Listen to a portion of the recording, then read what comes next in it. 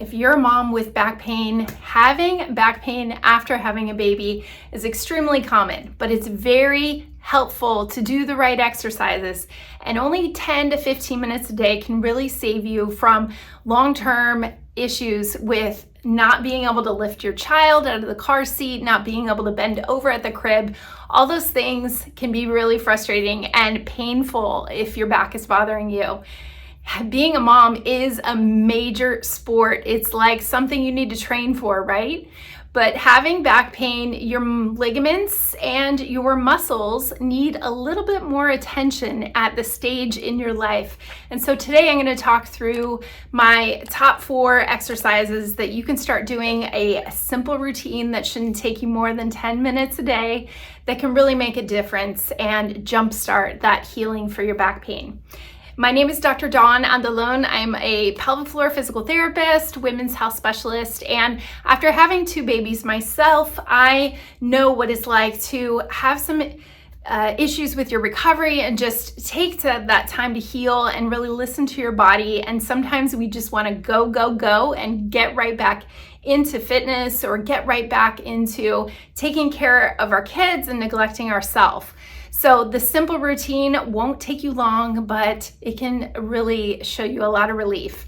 You want to make sure that you've been cleared by your doctor at your 6-week checkup or before, that it is safe for you to start doing some exercise and some more movement, that if you had a C-section, that you are paying attention to that healing incision. But these exercises are fairly gentle, and you want to start doing more restorative exercises to really address your core and your pelvic floor at the stage in your recovery. Now, if you're 5-10 years down the road and you're still having back pain and it's not going away, then I would highly recommend you need some hands-on care and seeing somebody like a pelvic floor physical therapist that can help guide you in the right direction. But starting with these exercises, if you work on them for about 10 days and you're doing them daily, but it doesn't seem to be helping, then you really want to see somebody in your area to help you and consult with. Now, we're going to start with the upper part of your back. And you're like, why am I starting there? Because my pain is in my lower back.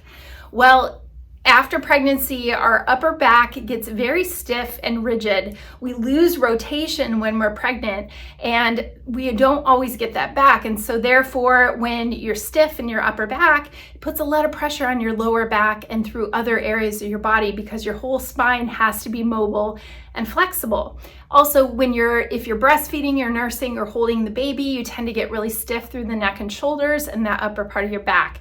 So this exercise is going to help relieve a lot of that tension through there as well. So you're going to start on your side.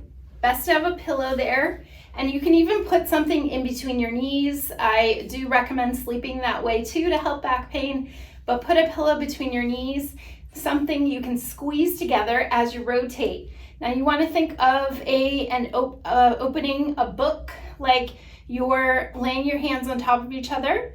You're going to keep your hips stacked facing this direction, and we're just lifting that top arm and rotating from our rib cage. So our ribs are rotating, not stretching your shoulder, although you might feel a little pull there, but you want to rotate from that upper part of your back while you squeeze your knees together. And we're going to do this with breathing. So you'll inhale first, exhale as you rotate, twisting from that torso and that rib cage.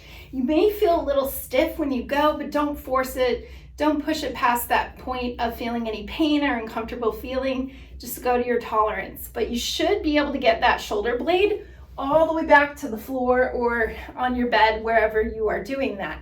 You're going to repeat that 10 times on one side and then 10 times on the other. Important to keep your knees squeezed as you rotate, so it kind of locks out your lower back and you're getting that motion from your upper back and your rib cage to rotate. Can do wonders when you get more flexible through your upper back. So the next exercise, you want to start addressing those core muscles, those abdominal muscles that really wrap around and support your whole spine. So we are going to start. You're on a mat on the floor. You can do this on your bed. I place my hands over my lower belly, and from there I'll take a little hug of those muscles under my fingertips. So Think of under your navel toward your pubic bone. You're just hugging those muscles in, feeling a little tension under your fingertips. You're going to keep those muscles engaged and tight, and you may feel a little bit of tension. Don't let that scare you. If you feel it in your back a little bit, it's using those muscles around your back which need to support your spine. Your muscles are probably weak back there. So we're going to engage those muscles about 50 to 60% of your pressure, and we're going to do little marches back and forth while you keep those muscles engaged. You may notice that these muscles get very tired, get fatigued after a few. So then you can stop and reset and start all over again. So you're going to hug the muscles in. Feel that tension under your fingertips, and then little lift. And you shouldn't feel a lot of rocking in your hips or your pelvis when you're doing it. You're just going nice and gentle.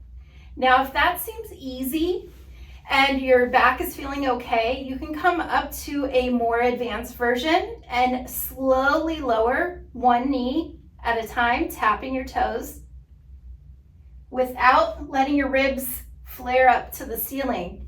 You want to keep the ribs pulled in just a little bit and keep that tension there under your fingertips. That is going to be a more advanced version, and it will also work that whole core area there. Best not to go to planks and crunches. Instead, start here, get your muscles, really work on your endurance in that position first, because your back will be more supported. Okay, the next exercise is a bird dog exercise. We call that bird dog because you are in a position like a dog here, and we are going to keep the muscles engaged like you did in the last exercise. So a little tucking in from the belly there and tightening those muscles in toward your spine. We're going to extend the opposite arm and leg out while you keep the front of your hips from rotating.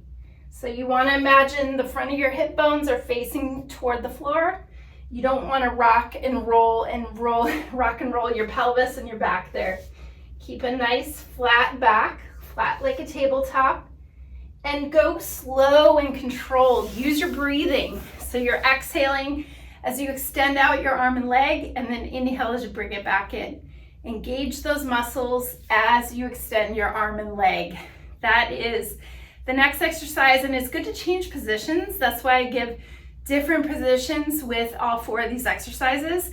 So then you are mimicking more of what happens in real life. We don't stay on our backs all the time. We get up and move, we turn, we twist, we do all these different movements. So it's important to train those muscles in different positions. Okay, the last exercise is a deadlift. Don't let a deadlift scare you. A lot of people are afraid to move like this when they have back pain and do this type of exercise, but it's actually a pretty amazing powerhouse type of exercise to work the whole back side of your body and really support that area that has not been supported when you're pregnant, because your growing belly is out here. You're in this more lordotic, we call it, or curved position in your back when you're pregnant. And so we need to work on the muscles all through your hips, your lower back, and train them again to work. So doing a deadlift, you can use a car seat carrier and use the handle of the car seat, something that'll kind of mimic what your daily life is like. But I'm going to use today just a small dumbbell to show you how you should be activating your muscles and thinking about it when you do a deadlift. So I'm going to hold that weight in front of me here. I am going to think of creasing at my hip. So I'm bending from my hip like you're sticking your butt back or sticking your tailbone back. When you do that, just see a tiny bit of bend in the knee. You're not going down here like a squat. You're just going from here, and see how my back stays nice and flat. If you go into a rounded position, you're doing it wrong. Will hurt your back. But you want to stick your butt back, stick your tailbone back, and then come up. On the up part, you're engaging through your core. So you're pulling in from those pelvic floor muscles. Think of a little Kegel lift and an abdominal little lift from those lower belly muscles as you stand. So I'm inhaling as I lower, my back is flat, my butt sticks back, and then I come up and I'm nice and strong and tall at the top. Think of growing taller through your spine as you come up, just tucking your glutes in, pulling in through the abdominals. And this is such a great way to train a lifting technique because you will bend over and pick up your child. And so you're gonna engage your muscles through your core and your pelvic floor as you lift. It's teaching you good habits while you're working on strengthening. So you can do about 10 to 15 of those, repeat that a few times a day. Start adding a little bit more weight when you feel comfortable, as long as you don't hurt from doing these exercises during or the next day. You may feel a little soreness, which is what you want, but you don't want this to increase your pain. So if you're a woman suffering with postpartum back pain, have no fear. There's a lot of helpful Pilates type videos on this channel and more info that I can give you in regards to postpartum recovery, postpartum relief. And I have an amazing program on my website, the Pelvic Floor Pilates program. Can also be very helpful if you're looking for a way to restore your core and your pelvic floor muscles the right way. So thanks so much for watching, and we'll see you again in another video.